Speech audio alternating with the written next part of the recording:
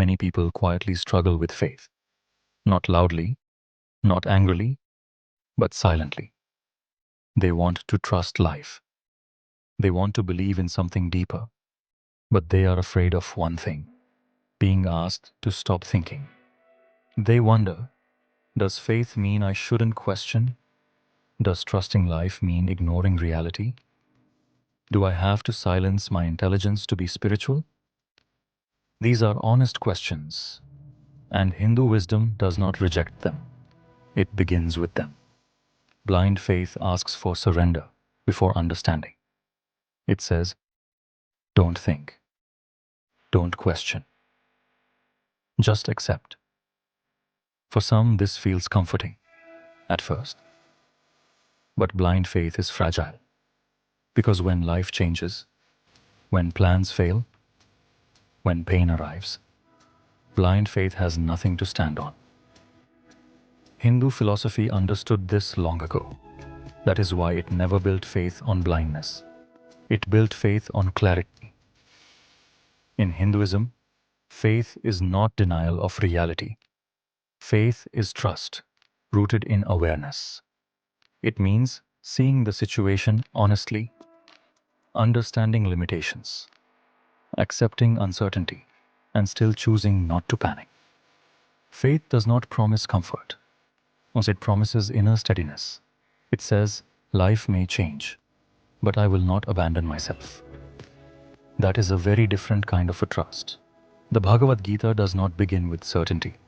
It begins with confusion. Arjuna questions everything. He doubts, he resists, he feels overwhelmed. And this is important. Krishna does not silence him. He does not say, just believe, don't think, stop questioning. Instead, Krishna explains. He reasons, he clarifies, he walks step by step. Faith emerges from understanding. It is never demanded up front. In Hindu wisdom, questioning is not rebellion. It is responsibility. A person who questions deeply, cares about truth, wants clarity, seeks alignment. Blind acceptance is easy. Honest questioning takes courage. That is why Hindu philosophy always allowed inquiry. Faith that survives questioning is strong. Faith that avoids questioning is brittle. There are moments in life where you don't know the outcome. You can't see the full picture. You don't have guarantees. Hindu wisdom does not say, wait until certainty appears. It says, act rightly even when certainty is absent. This is not recklessness. This is mature faith. Faith that does not depend on control. There is a subtle but important difference between faith and escape.